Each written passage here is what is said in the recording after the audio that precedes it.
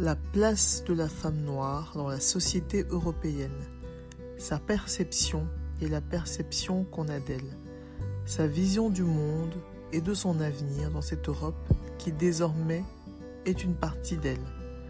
Voilà quelques-uns des sujets abordés avec les invités durant ce podcast. Nos discussions vont permettre la synthèse des points de vue, mais aussi mettre en évidence l'hétérogénéité de ce groupe. Le débat promet d'être critique, inspirant, sans langue de bois. Une vraie masterclass pour toute personne désireuse de faire bouger les lignes. Afropéenne.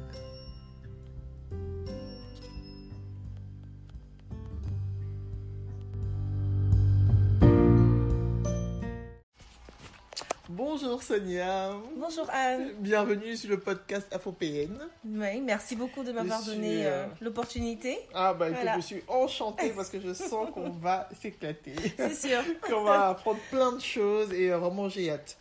Alors, première question, c'est pas vraiment une question, mais la première chose que je demande toujours, c'est que l'invité se présente. Donc, peux-tu te présenter? Oui, avec plaisir. Donc, je suis Sonia Nouneneu, d'origine camerounaise, et donc je vis en Belgique depuis 11 ans. Okay. Plus ou moins, voilà. Donc, avant ça, j'ai étudié à Paris. Donc, je suis née au Cameroun. Je suis partie à mes 18 ans, comme plusieurs d'entre nous, voilà, exactement, qui vont à l'étranger. Donc, je suis partie à mes 18 ans pour étudier à Paris. Et donc, à Paris, quand je suis arrivée, j'ai rejoint ma maman qui vivait déjà à Paris et mon frère est né également. Et donc là, j'ai fait des études d'abord en banque, en fait. Donc, j'ai fait un BTS en banque. Ensuite, j'ai intégré donc une école de commerce. Où là, donc, j'ai fait une première année, donc un bachelor directement que j'ai intégré. Donc, j'ai fait un bachelor en management, ça s'appelait comment? Oui, management business administration, donc en gestion d'entreprise, en fait. Ensuite, j'ai poursuivi toujours dans cette même école-là. Donc, j'ai fait un master 1. En management business administration aussi, mais international. Donc là, j'ai eu un moment où je suis partie donc en Afrique du Sud pendant 6 mois. Génial. C'était super. C'est vrai.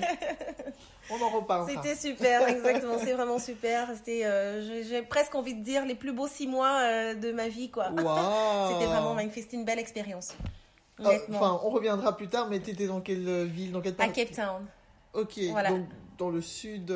Oui, exactement. J'étais à Cape Town. J'étais là j'ai été accueillie dans une famille de colored. Donc j'ai beaucoup appris aussi sur la culture sudaf, sur les séparations, sur tout ce qu'on connaît. J'ai passé un mois en Afrique du Sud et c'est pas mon meilleur souvenir. C'est vrai. Mais... C'est vrai que j'ai eu beaucoup de gens qui m'ont dit oui, mais attention, en plus tu vas chez les colored, ils sont quand même pas mal racistes. Envers moi, ils ne l'étaient pas. Présent. Oui, et je l'ai par contre vécu. En fait, je le voyais, ça c'est vraiment une parenthèse. Je le voyais quand on regardait ensemble avec ma famille d'accueil sur place. On regardait par exemple les informations à la télé. Et il y avait parfois des personnes noires donc, qui passaient à la télé, etc. Des colored, des blancs et tout ça. Et ils montraient vraiment une attitude...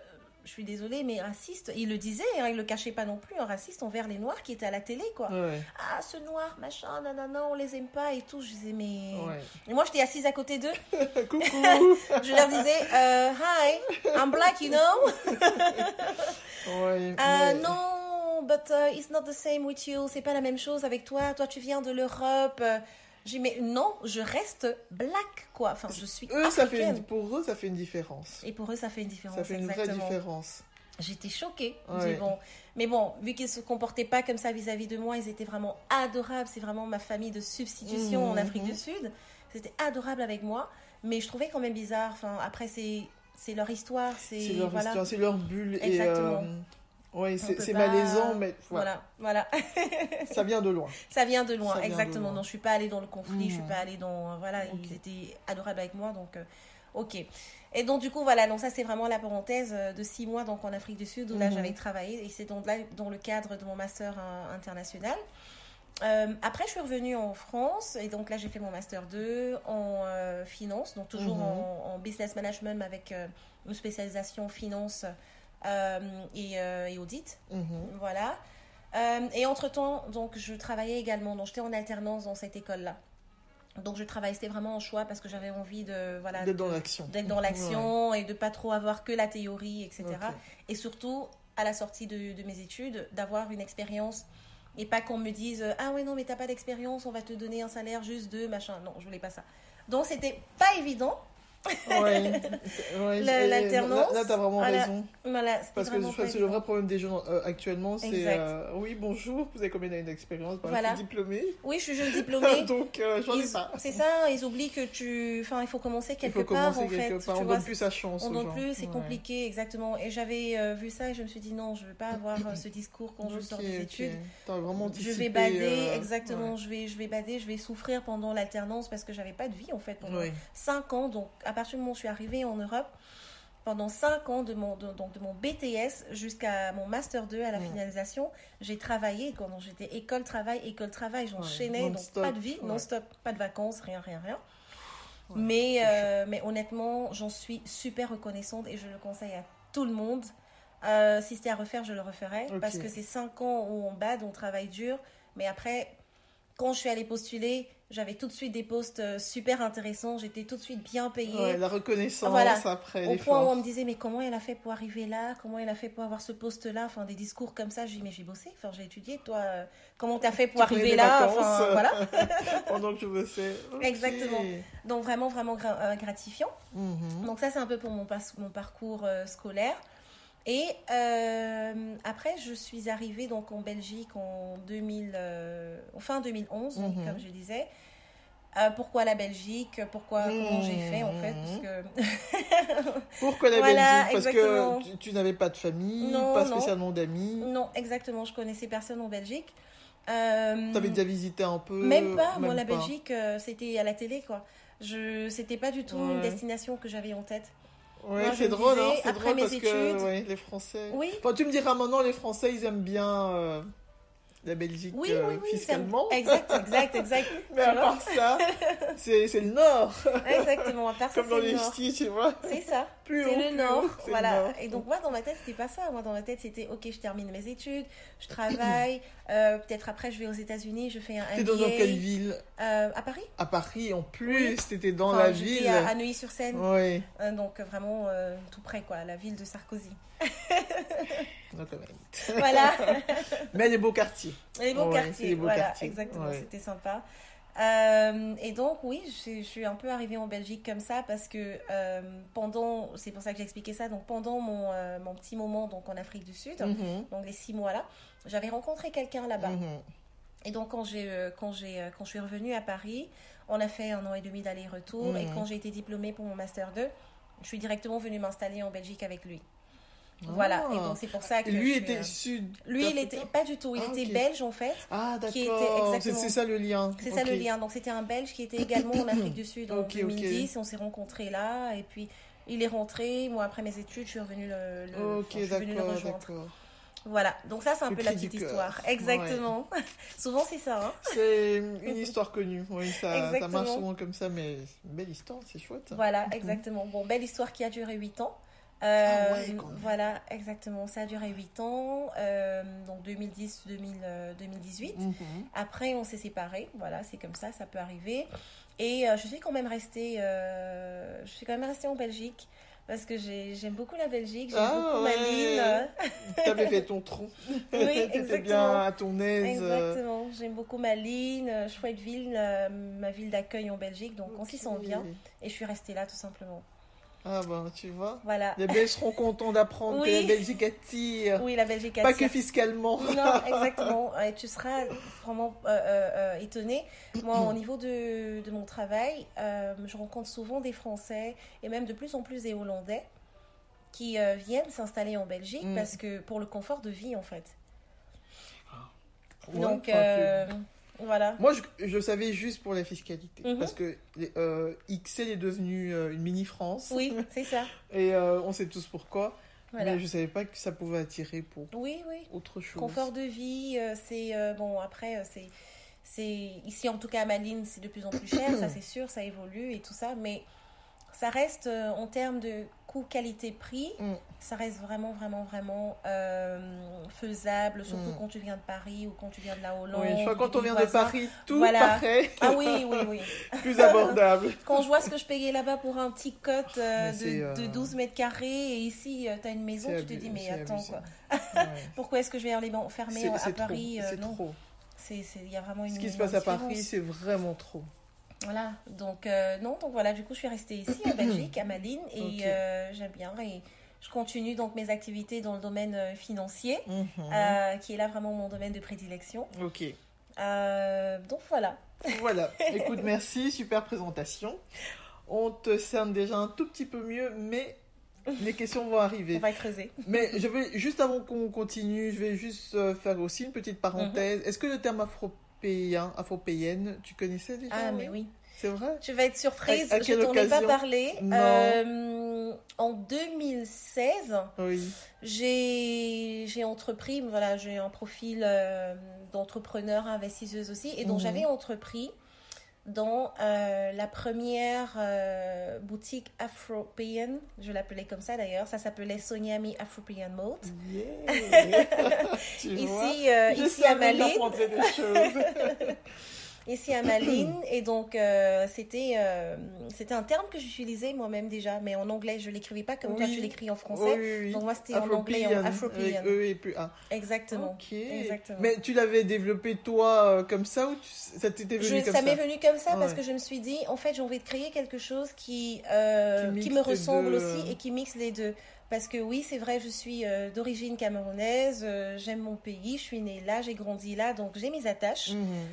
Mais en même temps, j'ai l'Europe qui m'a accueillie également, j'ai fait mes études, j'ai développé une autre culture aussi, donc je prends en fait le bon côté des deux, en fait, des deux cultures.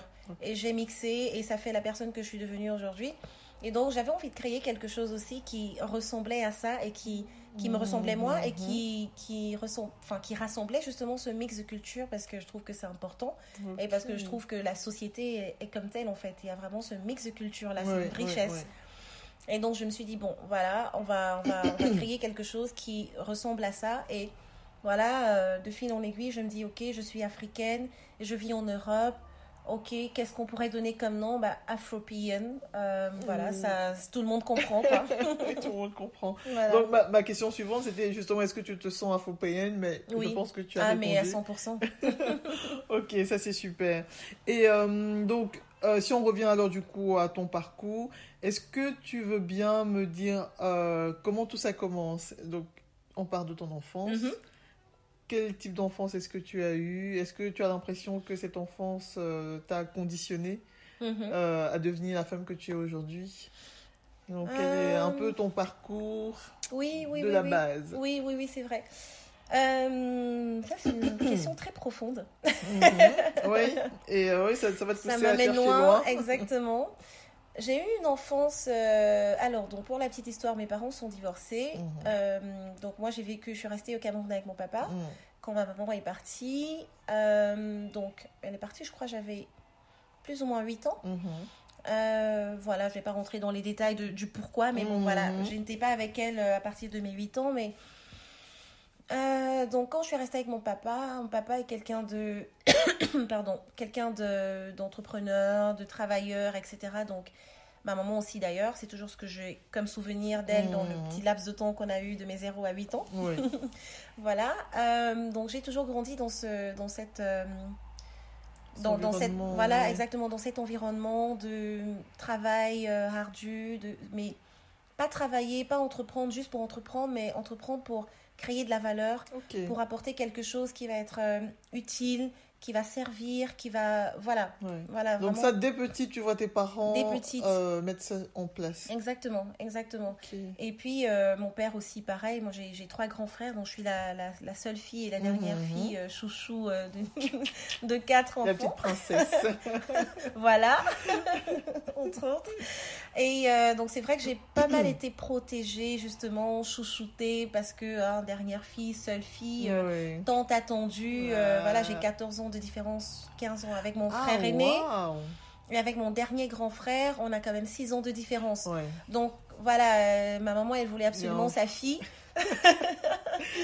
Et elle a eu sa fille, 6 ans après son dernier. Donc, c'est vrai que j'étais tant attendue, chouchoutée, etc. Mais attention, je n'étais pas une fille gâtée non plus. Pour y gâter dans le sens où j'étais chouchoutée et tout. Mais dans ce travail ardu, cet entrepreneuriat, etc., mon père nous a toujours dit, si tu veux quelque chose, eh bien, tu dois aller chercher, tu dois te battre pour ça, en fait. Tu peux obtenir tout ce que tu veux de moi, mais il faut que tu le mérites, en fait. Il faut que tu travailles, il faut que tu... Voilà. Il te le disait avec des mots ou tu le ressentais dans son attitude? Exactement. Donc, il m'a toujours appris, en fait, à aller... quelque part, à mériter ce que j'ai et pas se dire, oh papa, j'ai besoin de ça et me donne comme ça. Non, c'est papa, ok, j'ai besoin de ça, d'accord. Est-ce que tu as budgété, par exemple, un exemple tout simple? Ah oui, non, mais depuis toute petite, hein. Excellent. Je comprends maintenant, mais à l'époque, je trouvais ça, mais... fatigant. Je dis, mais papa, mais j'ai juste besoin, quoi. Enfin... mes autres amis, ils obtiennent ce qu'ils veulent de leurs parents, mais toi, t'es toujours compliqué, il faut toujours budgétiser, quoi. Oh là là, mais voilà, je comprenais pas. Et donc, mais t'étais à son école. Mais voilà, j'étais à son école, c'est ça en fait. C'était, ok, on va à l'école. Je me rappelle, primaire, déjà dès le primaire, justement. Ok, bon, ton argent de poche, le primaire. Donc, il nous disait, calcule ce dont tu as besoin. Donc, il nous mettait déjà... Et maintenant, je comprends, en fait. C'est la pression, ça. Ah oui, calcule ce dont tu as besoin pour la semaine, ton argent de poche de la semaine. Fais tes comptes et viens me rendre compte. Ah, parce que mon papa, il est c'est un ex-professeur hors échelle, je sais pas, PLEG, comme on appelle au Cameroun. Donc, il est dans l'administration, la structure, etc. Ah oui, donc, non, ça, je maîtrise très pas. Formel et tout ça. Donc, il me disait toujours, avec lui, c'était toujours, fais ça et tu viens me rendre compte. Mets sur papier, tu viens me rendre compte. Très formel comme ça. Bon, après, très, très bonne éducation, vraiment. Voilà. Oui, c'est exceptionnel. Enfin, moi, je trouve ça vraiment génial. Et donc, il me dit, voilà, calcule, fais tes comptes, dis-moi ce dont tu as besoin pour la semaine, tu mets ça sur papier et tu viens me voir et on va voir ça ensemble. Ok. J'adore. Donc, je mettais sur papier. Tu faisais déjà des reports. Oui, je faisais des temps. J'ai ok, lundi, j'ai besoin de ça, alors je vais à l'école. Si papa ne me dépose pas, disons que j'aurais besoin de 100 francs pour le taxi à aller, 100 francs retour, je sais que ça fait déjà 200, je note. Et puis je dis, ok, à midi, on a une pause à l'école, je vais manger du pain, par exemple, avec du chocolat. Pour ceux qui le connaissent, pain chargé au chocolat, pain au beurre, voilà. Mon enfance. Ou bien du pain chargé avec de la sardine et tout ça. Oh là là. Donc, non, je calculais, je dis, ok, ça coûte 100 francs, ça coûte 200. Je dis, ok, je mets 200. Et puis, je faisais mon budget comme ça, 500 peut-être par jour, disons. Et je dis, voilà, j'ai besoin de 500 par jour, du lundi au vendredi, en détail. Et puis, le week-end... Oui. Et puis, le week-end, je dis, le week-end, on est à la maison, mais bon, peut-être besoin de 100 francs ou 200 pour mes petits plaisirs. Je mettais. Et puis, j'allais lui montrer. Et il me dit, ok, non, ça, c'est bon. Bon, est-ce que tu as tes petits besoins aussi ou des imprévus? Donc, tu vois, il me formait, il m'apprenait les gens, en fait, à budgétiser, à bien réfléchir. Marges, voilà, c'est ça. Et surtout à faire des marges aussi sur, quand tu fais ton budget, prévois toujours des imprévus. Okay. Prévois une marge, etc. Donc, voilà, c'est vraiment un petit exemple t'as pour... vraiment été à l'école. Ça, c'est clair. pour illustrer un peu la partie financière, prévision, éducation, etc. Donc, une éducation très, très, on va dire, très protectrice. Très, très protectrice. J'avais pas le droit il allait me déposer, ou si c'était pas lui, déjà, il prenait pas de chauffeur parce qu'il voulait contrôler tout, en fait. Il avait peur que même avec un chauffeur, imagine, on peut avoir un accident, bref, donc... Control freak, en fait, quelque part. Control freak, j'allais vraiment le dire. Pour être sûr que... Mais pour lui, c'était pour être sûr que ce soit bien fait, en fait. Okay. Parce qu'il a toujours dit, on est mieux servi que par soi-même. Si tu veux que quelque chose soit bien fait, je suis tu le d'accord fais. avec lui, mais à un moment... Voilà, tu veux que quelque chose soit bien fait, tu le fais toi-même. Déléguer, il a du mal. Parce que ça va pas être fait comme il veut. Oui, parce que c'est bien d'un côté, mais d'un autre côté, tu te retrouves vite surmené. Tu te retrouves très très vite surmené, tu te retrouves à faire tout toi-même, exactement. Et en donc, plus, un entrepreneur a beaucoup de choses à gérer, père de famille.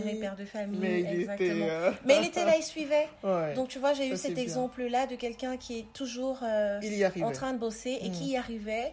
Et malgré les difficultés, malgré justement tout ce qu'il y avait, il y arrivait, quoi. Donc j'ai cet exemple-là d'entrepreneur, voilà, que c'est possible en fait. Même si c'est difficile, même si, bon, après, je prends le bon, justement, toujours de ce qui nous a inculqué comme éducation. Et je prends peut-être les manquements que moi j'aurais voulu avoir, etc. Et je me dis, bah tiens, je vais maintenant aller dans cette direction-là. Ouais. Il a enseigné ça j'ai bien aimé. Et ça, ok, je vais compléter peut-être à ma manière. Quand tu écouteras le podcast de Rose, tu verras qu'elle dit exactement la même chose que toi. Oui. Ouais. Elle, c'est ce qu'elle retient vraiment de son enfance. Voilà. Avec tout ce que sa maman a fait pour elle, elle est hyper reconnaissante. Mais elle se dit, je prends quand même que le bon. C'est ça. Et pareil, j'essaye d'améliorer ce qui n'a pas été. Exactement, exactement, c'est ça. Tu vois, les discours se rejoignent. Les discours se rejoignent, exactement. C'est surtout ça. Et moi, aujourd'hui, je remercie beaucoup mon papa aussi. Ma maman aussi, bien sûr, pour l'éducation qu'elle nous a donnée et qu'elle me donne maintenant que je suis en Europe et que je suis avec elle. Mais j'ai surtout eu beaucoup de bases, justement, de mon papa. Et je lui ai dit des fois dans nos échanges, waouh, papa, t'as été dur, hein. Je lui ai dit, mais honnêtement, je te comprends maintenant. Il rigole, il dit, c'est vrai, j'ai été dur. Je lui dis, fais pas semblant, papa. Il me dit, oui, mais tu sais, et puis donc là, il va dans sa philosophie, il dit, il faut un cadre dans la vie, il faut donner une structure. Quand tu donnes trop... c'est quelqu'un qui est très ouvert d'esprit, qui connaît beaucoup de choses du monde, même sans avoir voyagé partout, mais par curiosité. Et c'est aussi un ancien historien, géographe, donc il lit beaucoup à ce niveau-là. Okay. Et il voit beaucoup aussi. Il me dit, oui, mais tu sais, en Europe, on donne trop de paroles à l'enfant, et trop, c'est pas bon non plus. C'est trop de liberté. Ouais. Ça va découler sur des enfants qui vont te répondre n'importe comment, parce que tu leur donnes cette possibilité-là de te dire... Écoute, tu peux répondre, dis-moi ce que tu penses. Non, quoi.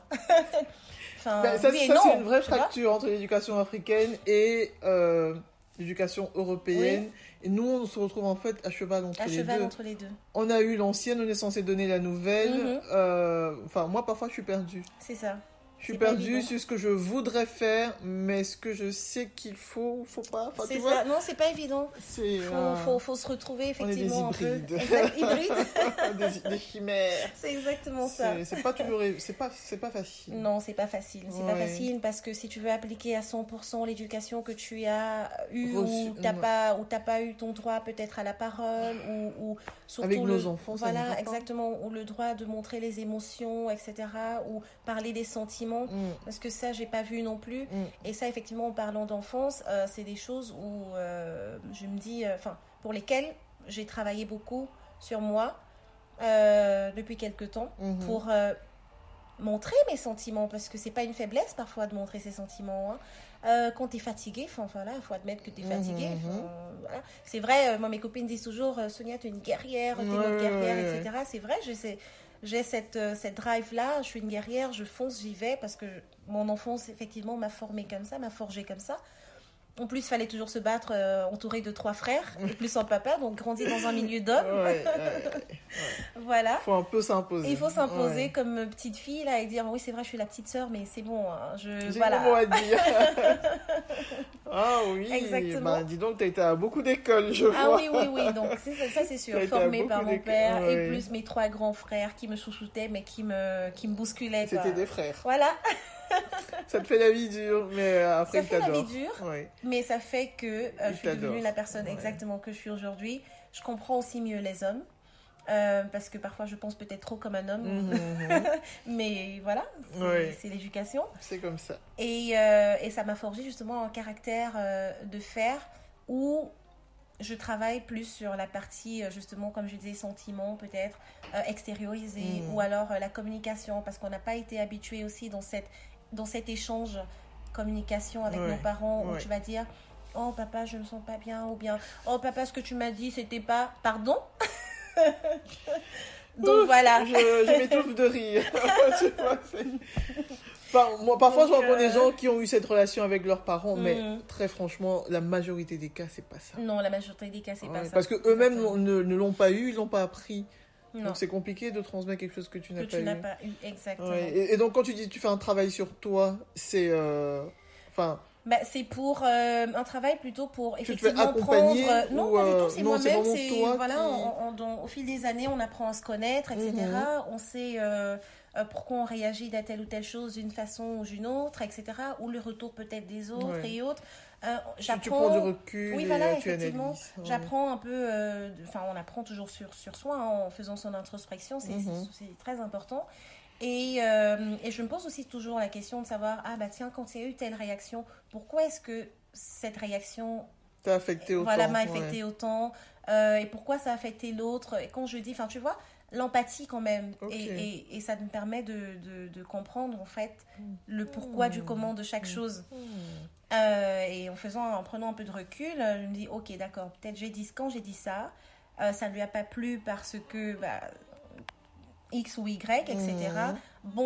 C'est peut-être parce que moi aussi... Mais pourquoi est-ce que j'ai dit ça, en fait? Ou pourquoi est-ce que j'ai pas dit ça?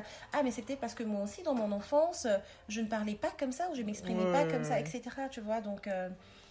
Et voilà, et donc du coup, je me dis, ok, en termes de communication ou de sentiments, écoute, on va faire différemment. On va prendre le très bon côté de l'éducation des parents. Et au niveau de la communication et des sentiments, on va faire différemment parce que ça marche pas forcément demande du boulot, de l'énergie, de la volonté aussi. Oui, c'est sûr. Mais ça vaut la peine. Bien sûr, ça vaut la peine. Ça vaut la peine. Ok. Donc, ton enfance, ici, on a bien compris quel type d'éducation tu as eu, ce que ça t'a apporté. J'imagine que ton secondaire, ça a été un peu dans la même lignée que... de primaire, puis tu es venue ici. Oui. Tu nous as déjà raconté un peu comment ça s'est passé au niveau universitaire. Alors, moi, je t'ai rencontré au travers d'une amie commune. Oui. Et ce qu'elle m'a présenté de toi, c'est rien à voir avec tout ce que tu m'as raconté. C'est vrai? Non. Qu'est-ce qu'elle Rose, t'a dit? elle m'a dit, attends, regarde ce site internet. Regarde. Elle dit oui, ça c'est Sonia, elle vient se coiffer ici, elle fait de belles choses. Et oui, donc je regarde le site et effectivement le site est à tomber. Ah, super. Et donc je regarde, il y avait une autre cliente qui était présente aussi. Et donc on regardait là, waouh, c'est fou, elle fait des belles choses. Et qu'est-ce qu'elle fait dans la vie? Moi, je m'attendais à ce qu'on me dise que t'es pharmacienne, tu vois. Et là, elle me dit, elle fait dans la finance. J'étais là, répète. Elle fait dans la finance, elle fait des produits cosmétiques. Rien à voir. Oui, rien à voir. Et donc, Rose...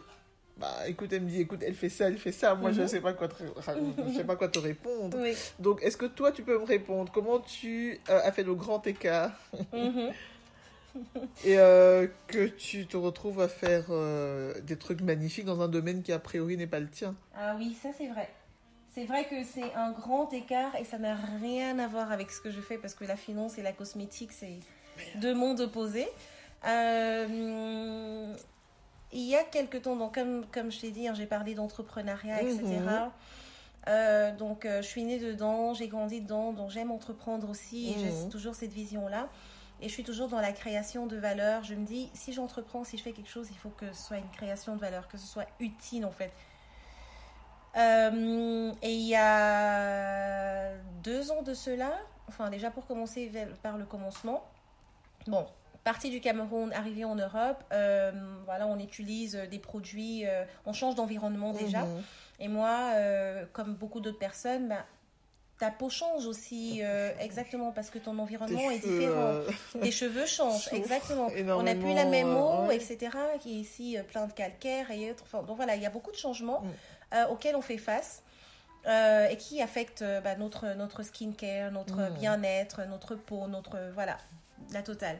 Et donc moi j'ai développé en fait, j'ai une peau qui est compliquée et sensible et j'ai peau à imperfection, prone acne comme on dit. Donc j'ai développé quand je suis arrivée en Europe je ne pensais pas des allergies, mais en tout cas des imperfections et des problématiques au niveau de ma peau. Et donc, j'allais consulter des dermatologues, j'allais consulter des médecins qui étaient pour la plupart forcément européens, donc qui connaissent très bien leur métier, mais peut-être maîtriser moins les spécificités d'une peau afro, en fait, et d'une peau ethnique. parce que bien sûr, on reste en minorité. On est en Europe, donc voilà. On reste en minorité sans être péjoratif, mais on est en minorité ici. Non, mais c'est rien le cas. Et donc du coup, et c'est pas ce qu'ils étudient non plus en école de médecine. Hein. Et donc j'étais souvent dirigée vers des produits qui ne me convenaient pas forcément, des produits qui fonctionnaient pendant un court moment. Ou qui étaient peut-être trop agressifs et c'est pas ce que je voulais, ou des cures avec des prises de médicaments mais qui allaient apporter d'autres effets secondaires. Voilà, donc tout ça en fait, des trucs vraiment pas naturels au final et pas très sains au final aussi. Et donc voilà, moi ça me convenait pas, donc j'ai toujours un peu pendant, on va dire, plus ou moins 10 ans quoi, donc dès mon arrivée en Europe, voilà. Toujours été à la recherche de soins ou de produits justement qui nous conviennent, etc. Mais on faisait avec ce qu'on avait, donc voilà. Pas grand-chose. Pas grand-chose, ou tout simplement des produits pour peau caucasienne. Oui. Peau caucasienne, pour ceux qui ne savent pas, ce sont des peaux blanches, tout simplement. Donc, j'ai utilisé des produits pour peau blanche. Certains sont très contents de ces produits-là et ça fonctionne pour eux très bien. Mais en tout cas, moi, c'était pas mon cas et je suis sûre que je suis pas la seule qui est dans ce cas-là. Et donc, il y a 2 ans de cela, pendant la crise sanitaire, donc Covid, comme beaucoup de gens, on cogite, j'ai cogité aussi. Et donc, et j'avais aussi à ce moment-là quelques soucis de peau à nouveau. Et donc là, je me suis dit, en faisant des recherches, déjà, je voulais en tout cas entreprendre dans quelque chose. Je me suis dit, tiens, c'est le moment, il faut que j'entreprenne. Et donc, en faisant des recherches, j'avais plusieurs projets. Et de fil en aiguille, la cosmétique s'est avérée, ça avançait de plus en plus. Je trouvais plus d'informations, je creusais, etc. Je cherchais des produits pour moi, pour justement les problématiques que j'avais à ce moment-là. Et je ne trouvais pas. Et donc, finalement, mon choix dans les projets que j'avais a avancé comme ça de fil en aiguille, tu vois, vers la cosmétique, vers le skincare, exactement. Du lot. Exactement. Et là, je me suis dit, tiens, ok, donc je vais creuser. Et là, j'ai commencé à chercher. Je me suis dit, bon, ok, là, j'ai besoin de produits pour peau noire, en fait. Donc, je cherchais vraiment sur Google skincare pour peau noire, produits pour peau noire, mat et métissé, donc pour peau nubienne, en fait, naturel ou vegan, ou voilà. Donc, j'avais des mots-clés comme ça. Ou pour peau sensible, et je n'en retrouvais pas. Je n'en retrouvais vraiment pas, quoi. Maintenant, ça c'était il y a 2 ans, hein, donc quand l'idée a commencé. J'en trouvais pas. Donc là, maintenant, ça commence un tout petit peu à sortir du lot. Il y a des marques qui naissent. Il y a des anciennes marques que j'ai, des concurrents sur lesquels je suis tombée aussi, hein, mais qui ne sont pas forcément des concurrents à 100%, qui ne proposent pas forcément 100% ce que je propose, justement. Mais c'est un marché tellement nouveau et tellement vaste, je pense que c'est difficile de faire exactement la même chose que son voisin. Exactement. Et donc voilà, et pourtant, et là je me suis rendu compte qu'il y a quand même plein de produits cosmétiques qui existent, hein. Et on a beaucoup, mais la plupart sont, en tout cas pour la culture ethnique, la culture afro, ce sont des produits qui sont décapants. On sait, hein, dans notre culture, etc., que ce soit au Cameroun ou au Congo ou au Sénégal ou en Guinée, j'en passe, la culture de skincare ou de la cosmétique ou des soins de beauté, on va dire, porte beaucoup plus sur le blanchiment de la peau. Oui, malheureusement, c'est comme ça. Reflet, Voilà, exactement, sans jugement aucun, mais c'est comme ça. Donc, ça veut dire que sur le marché, les produits, et c'est comme ça, même les gros mastodontes qui existent aujourd'hui, ils font des produits, tout simplement décapants et éclaircissants, parce que c'est ce qui est demandé, en fait. Oui, la fois passée, je regardais une chaîne camerounaise, je pense que c'est Equinox, je sais plus. Et on présentait un savon. Oui. Et c'est tout à fait décomplexé. C'est ça. Enfin, votre peau paraîtra plus claire. Plus claire, exactement. Et puis, il n'y a qu'à voir les publicités, tu vois, quand tu es en Afrique, ou même dans les journaux, les magazines et autres. Bon, maintenant, ça se fait, c'est un peu biaisé, ils font quand même gaffe. Mais Oui, moi, je suis née l'impression. dans cette culture-là où tu vois dans les affiches, bah, ce sont toujours des femmes claires de peau. Oui. Hein. Moi, j'ai jamais Et on vu des le femmes dit, noires. Hein. franchement, voilà, tu utilises ce savon, cette crème, ben, ta peau sera plus claire. Voilà, En mode, exactement. ok. Donc voilà, c'est ce en fait à quoi j'ai fait face quand j'ai fait mes recherches pour moi-même en fait. Je me suis dit bah non mais c'est pas possible que je ne trouve pas vraiment en majeure partie aussi des produits pour peau ethnique ou pour peau mélaninée. Juste des soins. Ou des soins Voilà, quoi, sans pour des peaux objectif imperfections et autre peaux que sensibles soigner. en fait, exactement. Et j'ai dit, ah non, là, il y a un problème. Il y a un gros manquement, en fait, sur le marché. Oui. Ça devrait exister parce que je ne suis pas la seule, en fait, dans ce cas-là. Je suis certaine que je ne suis pas la seule à avoir une peau sensible, avoir un besoin Oui. à ce niveau-là. Et donc, c'est comme ça que j'ai commencé à faire mes recherches. J'ai fait des petites enquêtes. Et voilà, je demandais tout simplement autour de moi, tiens, c'est quoi ton type de peau? Est-ce que tu connais des produits pour peau noire, mate ou métissée, pour peau ethnique tout simplement? Qu'est-ce que tu utilises? Donc j'ai fait mes petites enquêtes comme ça et envoyé des enquêtes ici et là pour avoir justement un retour et voir quel est le besoin et confirmer en fait ce besoin-là sur le marché. Ouais. Et ça a été confirmé par les retours que j'ai eus. Donc là, je me suis sentie moins seule. Je me suis dit, ok, je suis pas la seule. C'était pas une discussion que tu avais par le passé avec tes amis, avec ton environnement Non, pas vraiment. C'est vraiment on n'en parlait pas. Tu vivais ça un peu toute seule en ton coin. Exactement. Okay. Et c'est vraiment parti donc du coup sur ce manquement-là que j'ai vu dans le marché. Je me suis dit non, il y a un gros manque. Et aussi justement ce besoin-là que les gens éprouvaient de par les questionnaires et les retours que j'ai eus. Donc là, je me suis dit, ok, là, je crois que j'ai mon sujet pour entreprendre et créer de la valeur et apporter quelque chose justement qui va solutionner un problème en fait qui existe déjà et qui va apporter un soin, qui va réconforter certaines personnes. Donc, et là, je me suis lancée. C'est comme ça que je me suis lancée en fait dans Noir by Sonia. Qui est donc ma marque de cosmétiques exactement que j'ai lancée, pour laquelle j'ai eu l'idée donc il y a 2 ans et dont le lancement a eu lieu dans le 4 septembre 2022. Et donc pour ça en fait une fois que j'ai eu cette idée là je me suis mise à la recherche d'accompagnement tout simplement parce que comme tu l'as dit moi je travaille dans la finance donc rien à voir avec la cosmétique. Donc je m'y connais pas forcément. Et donc là, j'ai commencé à faire des recherches. Je suis tombée sur plusieurs laboratoires en France, dans d'autres pays, en Hongrie, etc. Mais en fait, ma volonté, c'était de travailler avec un laboratoire déjà où les personnes, les chimistes, l'équipe, en tout cas au moins le cerveau de l'équipe est une personne afro. Ok. Parce que cette personne-là comprend nos problématiques, connaît notre peau, elle-même elle est afro, donc elle saura ce dont j'ai besoin. Pas une compréhension intellectuelle, exactement, mais un vécu et une expérience, exactement. Et voilà, donc c'est comme ça que finalement j'ai désélectionné dans ma liste les labos que j'avais, avec qui j'étais en contact, pour au final sélectionner ce laboratoire. Mais et tu arrives à avoir l'info de qui dirige le labo? Oui, parce que je demandais effectivement à rentrer en contact. Et tu faisais vraiment, tu mettais ce critère en avant clairement. Oui. Et les gens le prenaient comment? Discrimination. Discrimination positive peut-être. Positive, tout se discute, mais ouais, c'est fou, hein. Oui, je leur disais pas, écoute, toi t'es européen, je veux pas bosser avec toi, non. C'était un choix dans ma tête. Et quand je rencontrais les personnes d'autres laboratoires, je me disais, ok, d'accord.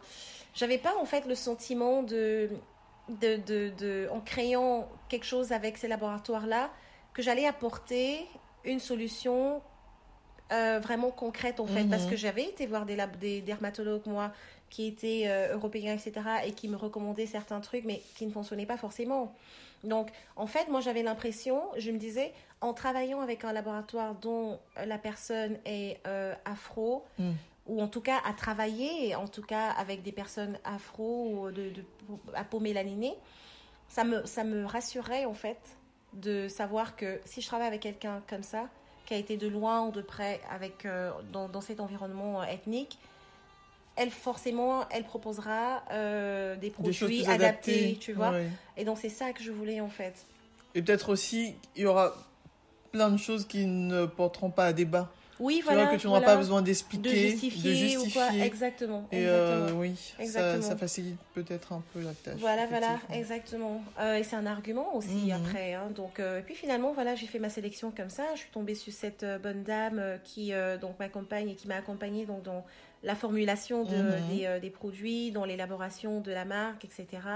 On a suivi, bien sûr, tout le process parce que la cosmétique est très, très, très, très suivie. Encadrée. Il y a vraiment une grosse réglementation autour de cela. On ne peut pas juste faire un produit comme ça dans sa cuisine et le proposer à la vente légale en tout cas. Hein. Après, on peut faire des ventes entre amis, entre copines comme ça, de porte à porte. Mais moi, c'est pas ce que je voulais. Je voulais un truc à grande échelle et aider le maximum de personnes ethniques dans le monde entier. Ouais. C'est un peu mon ambition.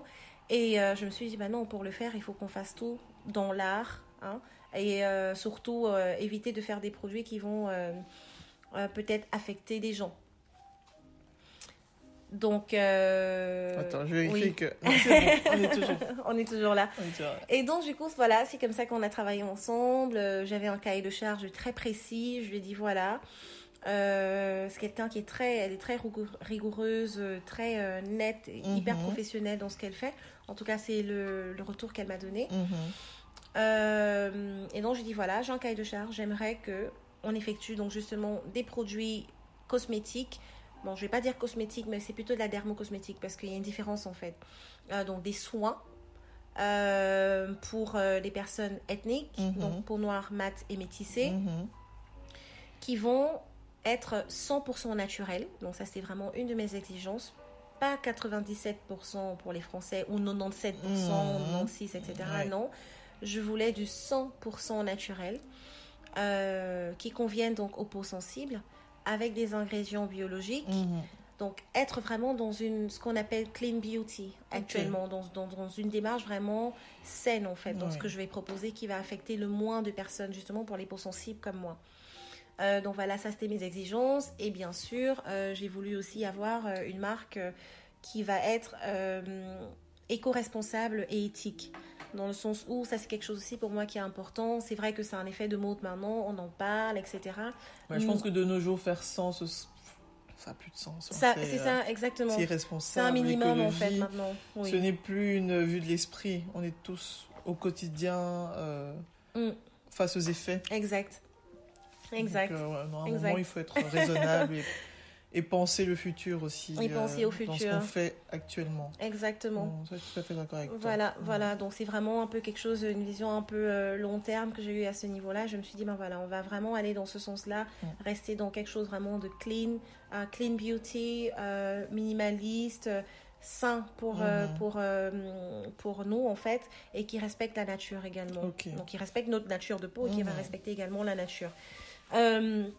Donc on a fait ça, on a élaboré ça, ils m'ont vraiment accompagné, m'ont formé, et donc c'est comme ça au fil de l'eau que j'apprends, que je me forme aussi. Tout ça en continuant à bosser.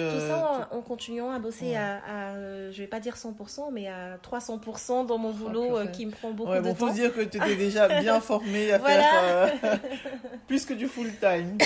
Pardon, exactement. Donc c'est pour ça que j'ai mis un peu l'accent sur mon histoire, l'éducation de base. J'étais déjà passée à l'armée. Donc ça m'a aidée. Et donc effectivement je fais tout ça en travaillant en 100% pour la fonction que j'ai actuellement. Et à côté de ça, donc je développe et je m'accompagne, d'où l'importance de se faire accompagner par des gens qui sont experts et qui comprennent ce dont on a besoin en fait. Parce que là on a vraiment travaillé en tandem. J'ai donné mon cahier de charge, ils ont appliqué, on a élaboré les produits, on a fait les tests, etc. Tous les types de tests qu'il faut faire. L'équipe est constituée donc de laboratoires, les chimistes, de pharmaciens, de dermatologues, de biologistes, etc. pour vraiment avoir une formulation qui corresponde justement à nos spécificités. Donc on peut, monsieur et madame tout le monde, contacter un labo et... c'est pas aussi facile quand même. Enfin, quand tu le dis, ça a l'air facile. Non, ça a l'air facile, mais c'est pas facile du tout. Ok. Mais après, c'est pas facile dans le sens où il y a déjà un blocage financier. Hein. Ah oui, bah déjà. Voilà, donc ça je cache pas, c'est pas tabou, il y a déjà un blocage financier. On se lève pas comme ça de beau matin pour dire voilà, je vais créer ma marque de cosmétiques, je vais contacter un laboratoire. Non, ça coûte très très cher. Ok. Vraiment très cher.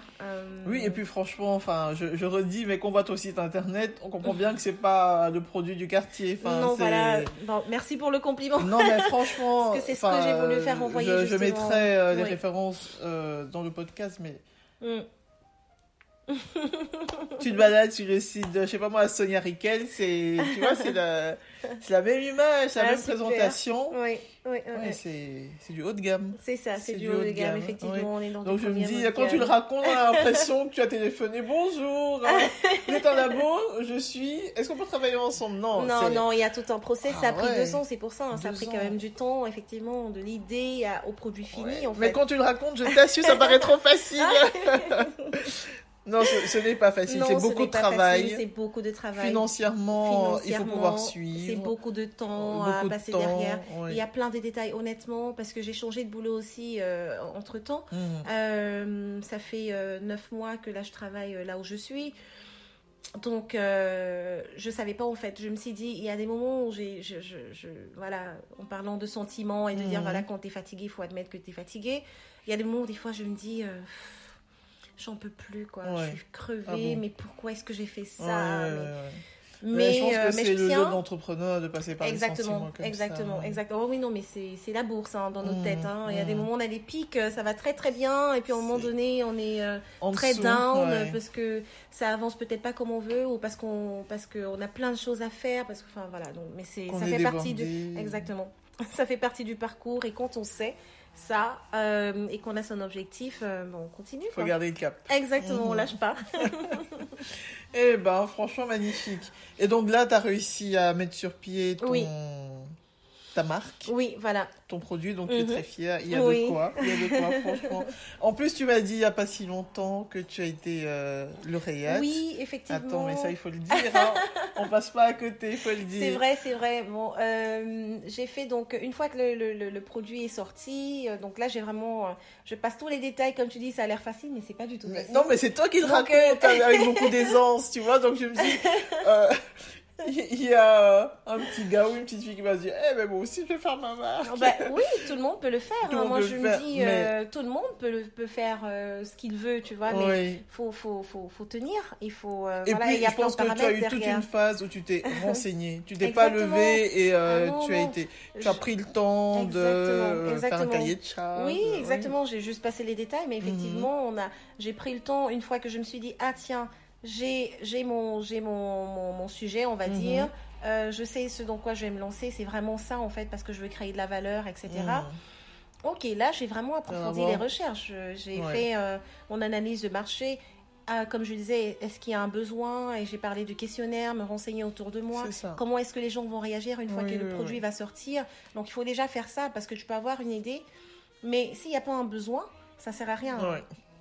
À mes yeux. Donc, tu vas créer un truc qui sera tout beau, qui va partir de ton idée, de ta perception. Mais qui ne rencontre pas de marché. Voilà, offre et demande. Voilà. Et donc là, par contre, voilà. Donc, j'ai fait cette analyse de marché et j'ai vu qu'effectivement, le besoin que j'ai ressenti était confirmé, mais pas seulement pour moi, mais pour beaucoup d'autres personnes. Donc, il y a ça. Et puis, finalement, j'ai fait également ma recherche, comme je disais, donc de labo, pour voir ceux avec qui je voulais travailler. Définir le cahier de charge, qu'est-ce que je veux vraiment, mais qu'est-ce que je veux apporter comme soin, quelle gamme je veux, quelles vont être les galéniques, quelles vont être... et puis c'est tous les termes qui n'étaient pas familiers, c'est des termes qui n'étaient pas familiers du tout. Tu as dû vraiment rentrer Exactement, je cherche, j'ai appris...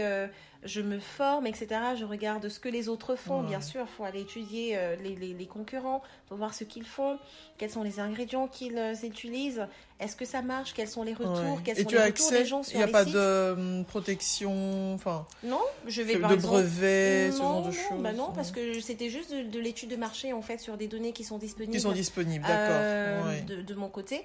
Par exemple, je sais pas, j'allais voir les marques comme je parlais tout à l'heure. C'était voir quelle est ma concurrence. Est-ce qu'il y a déjà une concurrence? Et si elle existe, qu'est-ce qu'elle fait? Qu'est-ce qu'elle propose aujourd'hui comme cosmétique? quels sont les retours des clients, aller scruter les sites, voir quels sont les retours des gens, qu'est-ce qu'ils apprécient. Et c'est ça que je vais justement aller reproduire chez moi. C'est pas copier ce que les autres font, mais c'est apporter ce que les gens demandent en fait. Et voir aussi bien sûr quels sont les points que les autres les gens qui ont testé telle ou telle marque n'ont pas apprécié. Et ben moi je vais essayer d'apporter ça chez moi justement. Okay. Donc il y a toutes ces phases là que j'ai dû faire, étudier, me former, comprendre. Ah oui, comprendre les ingrédients. Ouais. Et tu faisais ça toute seule? Toute seule. Accompagnée du laboratoire, oui, après le boulot, le soir, après la maison, la famille et tout. Quand tout le monde est couché, je commence mon deuxième shift. Voilà.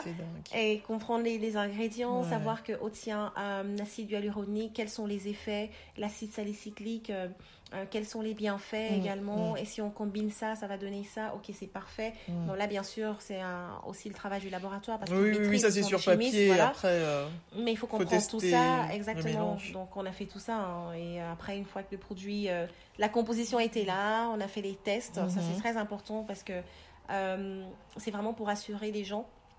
Tout a été testé, tout est légal. On ne peut pas sortir en Belgique ou en Europe, en tout cas, des produits cosmétiques qui se veulent légaux, en tout cas qui sont dans un commerce comme le mien. On ne peut pas le faire si on ne respecte pas la réglementation européenne. Qui est très stricte. Qui est très, très stricte. Voilà, les produits là, ils ont leur carte d'identité, comme nous, on a notre carte d'identité qui s'appelle un DIP. Donc, chaque marque doit avoir pour ses galiniques, ses produits, un DIP, en fait. Okay. C'est vraiment la fiche d'information du produit. Et donc là, ça permet justement d'être sûr qu'on respecte la réglementation. Si jamais il y a un contrôle, moi je le montre et je suis tranquille, je suis rassurée. Donc voilà. Donc on respecte tout ça. On a fait les tests en clinique sur des sujets, enfin des personnes, donc comme toi et moi, hommes et femmes, différentes carnations, à peau ethnique aussi.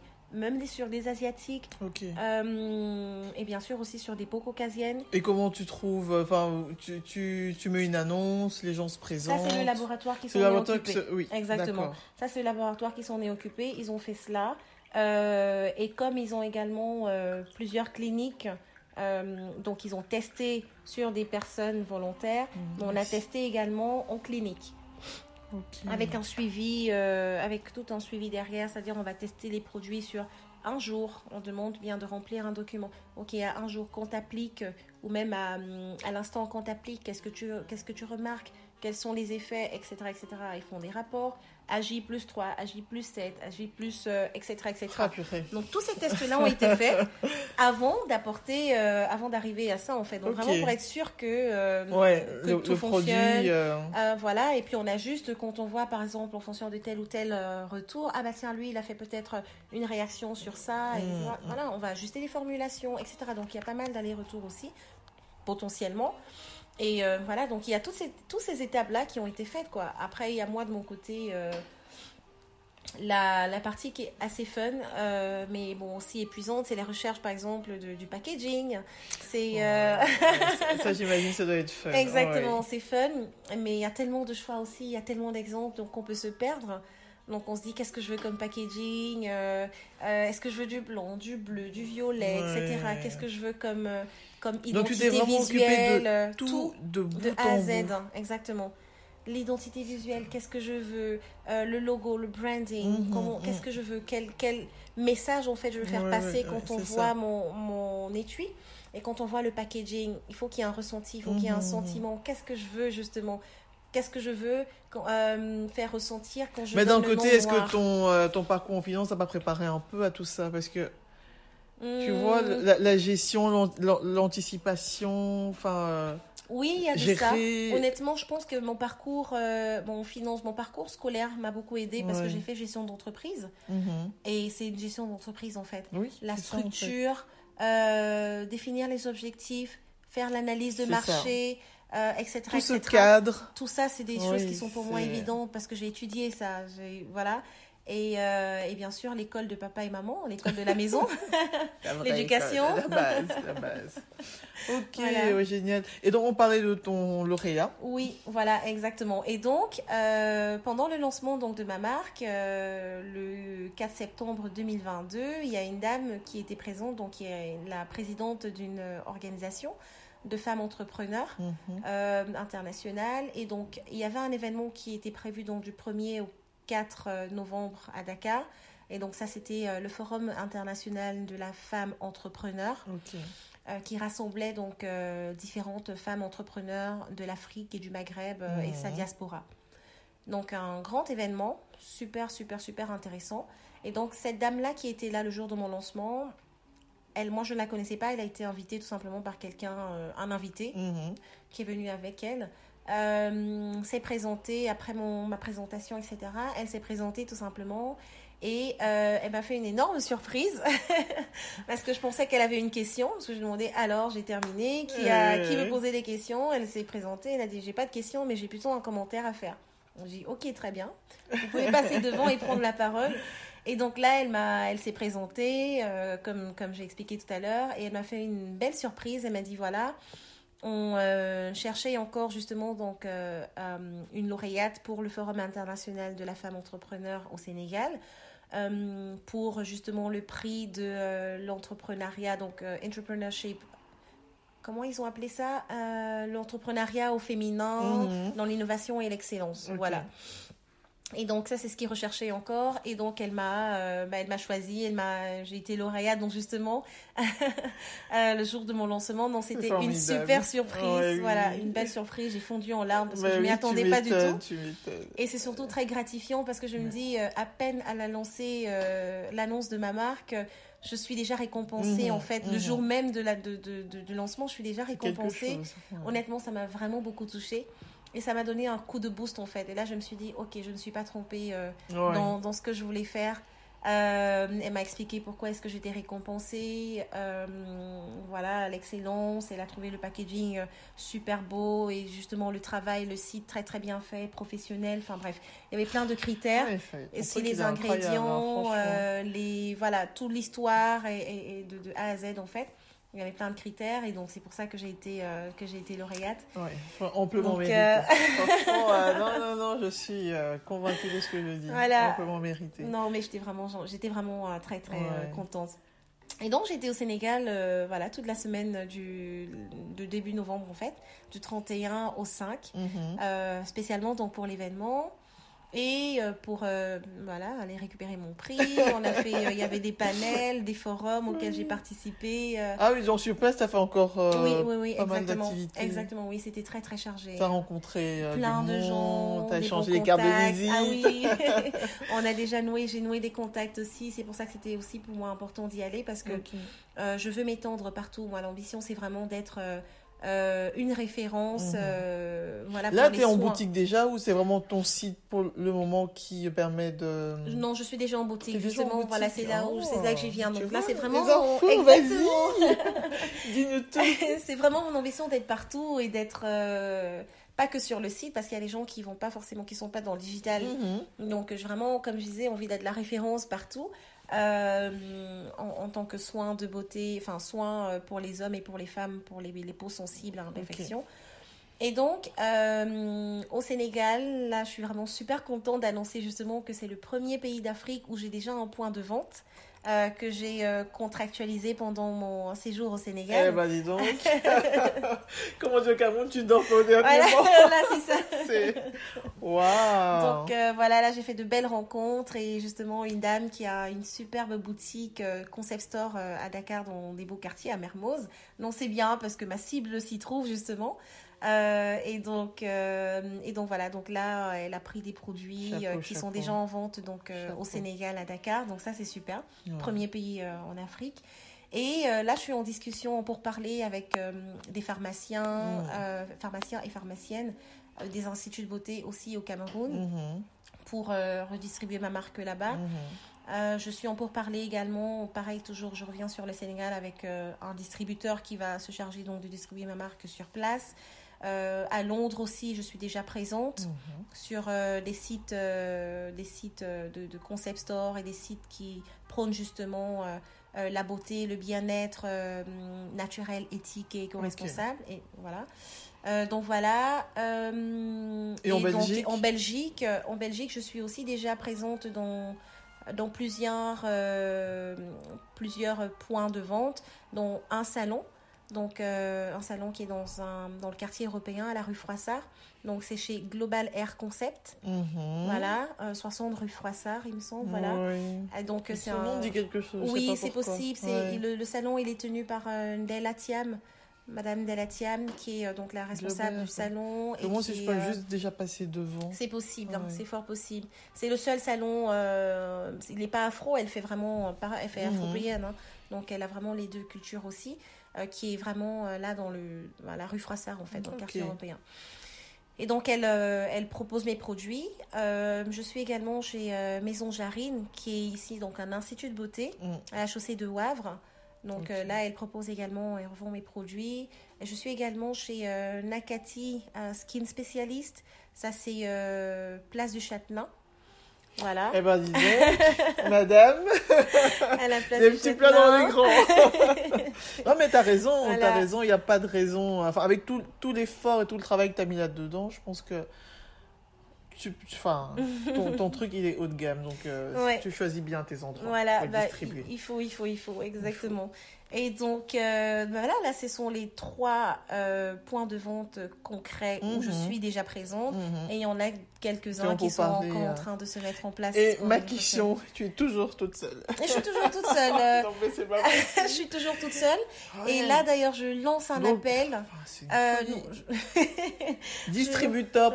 Tu vois, c'est comme si tu sortais, je sais pas moi, un label, tu étais le producteur. Ou un livre. Non, un livre, c'est mieux. Alors, j'ai écrit. Oui. Je publie, je distribue, j'ai fait la maquette, j'ai fait la page. C'est moi qui ai fait le dessin qui est sur la première de couverture. C'est un peu ça. J'ai fait la préface. Oui. Waouh. Ouais, c'est un peu ça. Pour la marque, c'est vraiment ça. Elle est toujours vivante. Et je suis toujours vivante.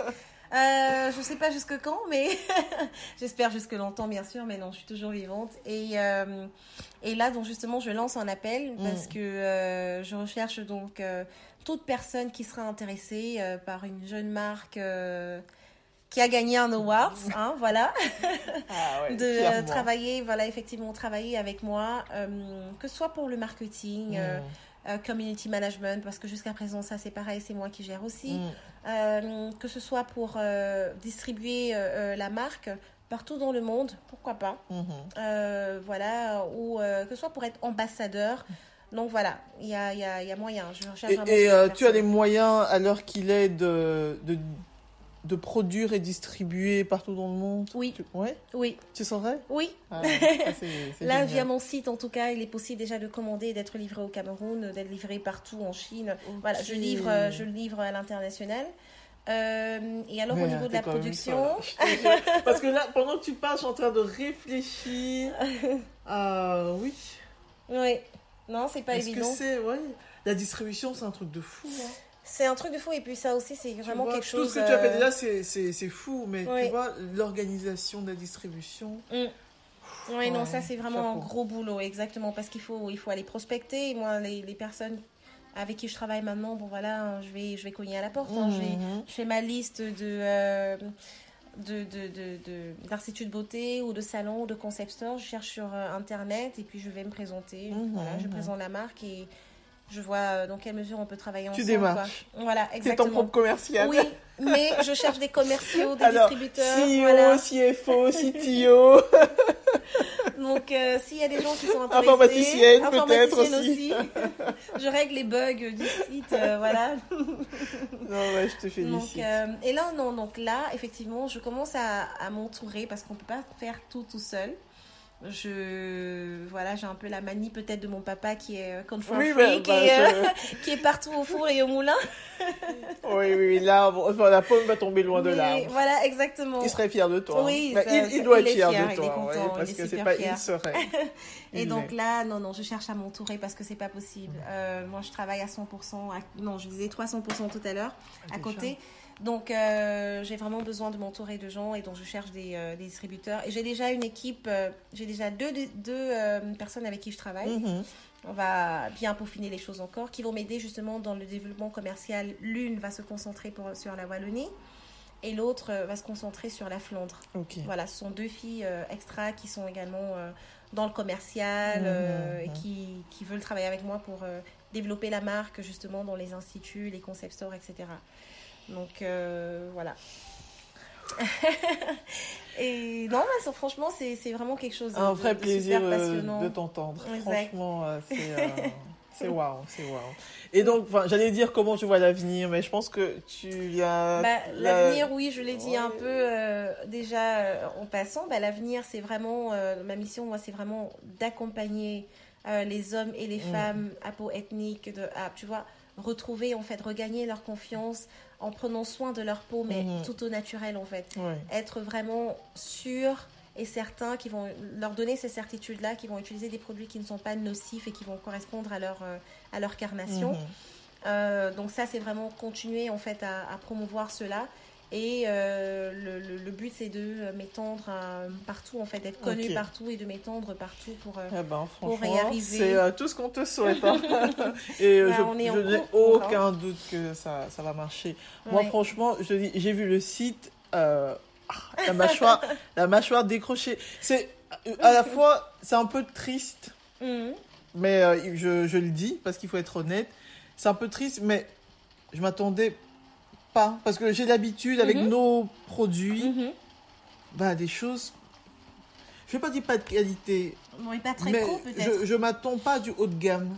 Oui. Tu vois, si je vais dans un magasin africain, si je vais acheter des produits africains, je m'attends pas à rentrer dans un endroit waouh, je m'attends pas à tomber sur un site internet waouh, et ça me choquerait pas. Tu vois, je me disais oui, c'est un produit africain.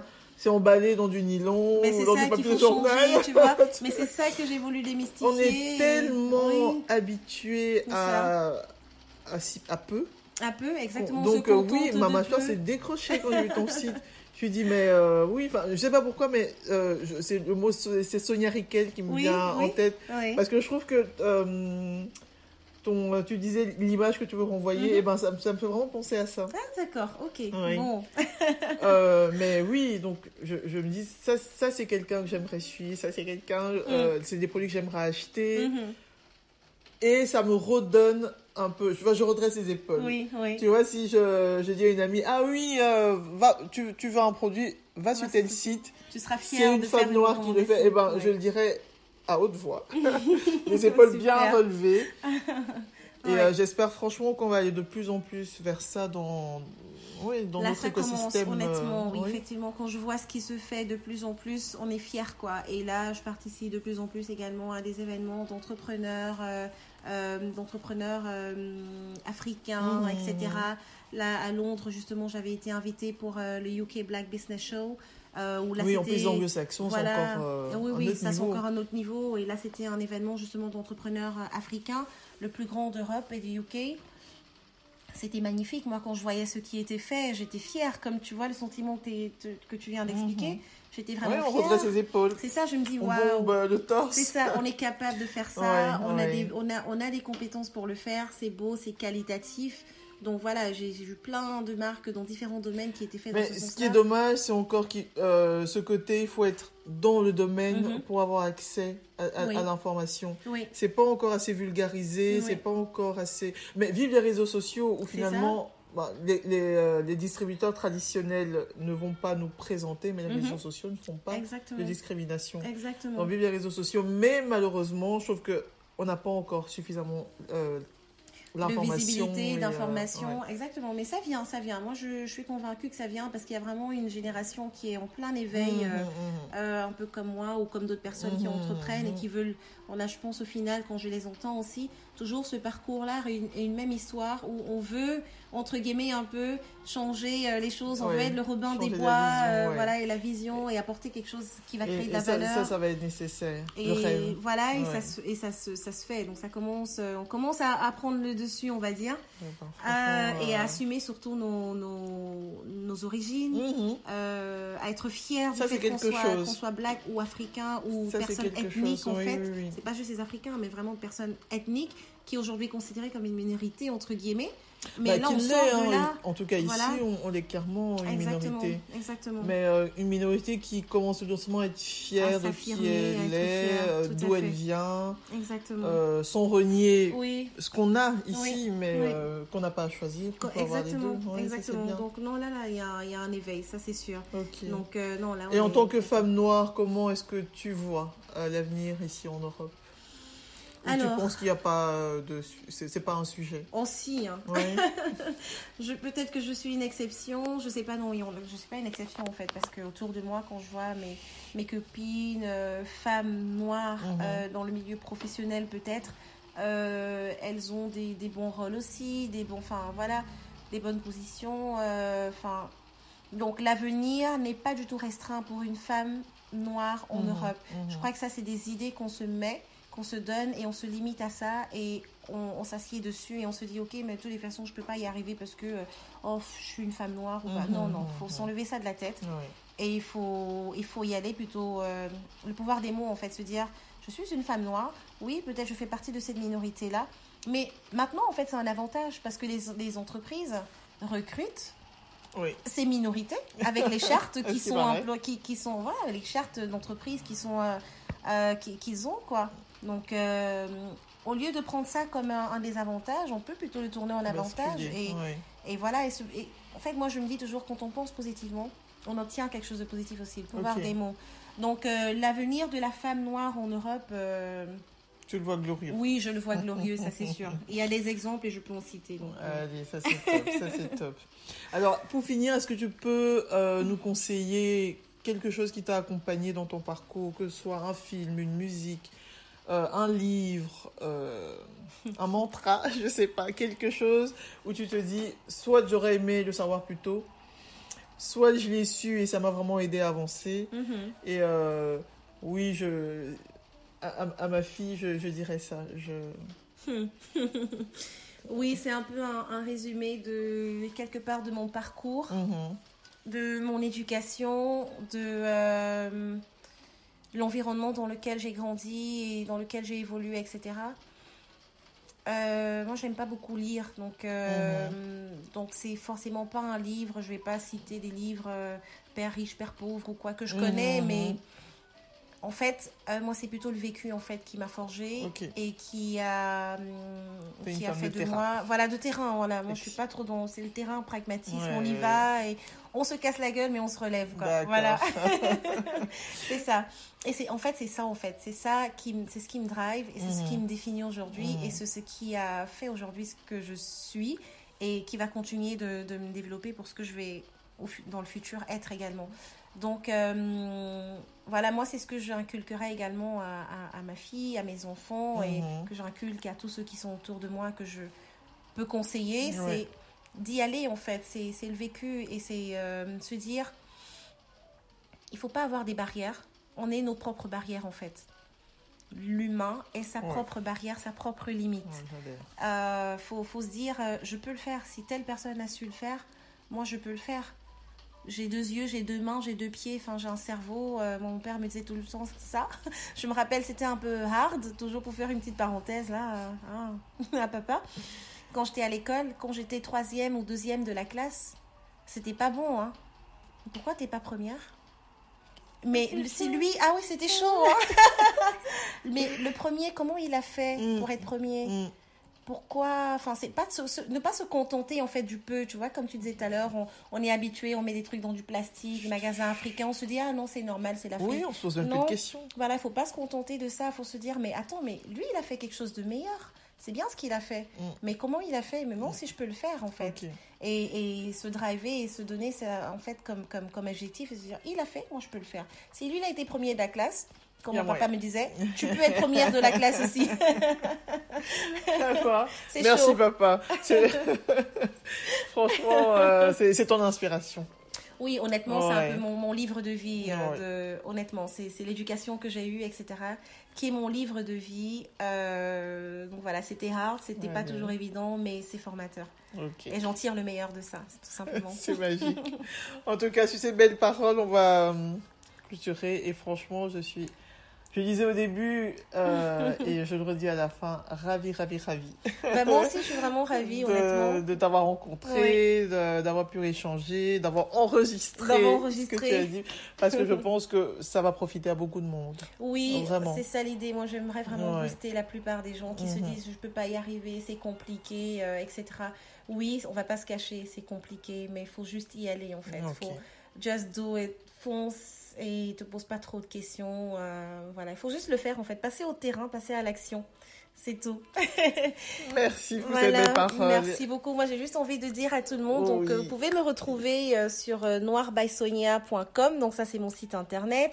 Et sur tous les réseaux sociaux. Donc, Instagram, YouTube, TikTok, Facebook également. Donc, c'est Noir by Sonia. Donc, Noir, Noire, by et puis Sonia, tout simplement. Je le noterai de toute façon. Voilà, exactement. Et sur YouTube, il y a quelques petites vidéos sur le lancement de la marque qui a été un petit reportage. Il y a également une petite vidéo de la gamme qui présente toute la gamme de produits. Et il y a également mon passage à la télévision sur Vox Africa, mon premier passage en tant que Noire by Sonia. Voilà, donc il y a l'interview qui est sur ma page YouTube. Donc n'hésitez pas à les regarder. Et on a d'autres qui vont venir, d'autres interviews. Bientôt pour la CRTV, bientôt pour BBC, si Dieu le veut. Wow. Voilà, donc abonnez-vous massivement pour pouvoir être au courant. J'ai mon podcast à temps parce que je sens que bientôt on pourra même plus t'approcher. Merci beaucoup. Merci à tous. Pour tout ce qu'on a appris aujourd'hui. Merci on te beaucoup. souhaite que Ville Success. Pour parler une langue que tu maîtrises bien. Ville Success. Merci à bientôt. tous. À bientôt. Voilà les amis. J'espère que l'épisode vous a plu et que le podcast vous inspire autant que moi. N'hésitez pas à soutenir le projet en vous abonnant et en partageant les audios avec votre entourage. Laissez des commentaires et plein d'étoiles et à très vite pour un nouvel épisode. Ciao!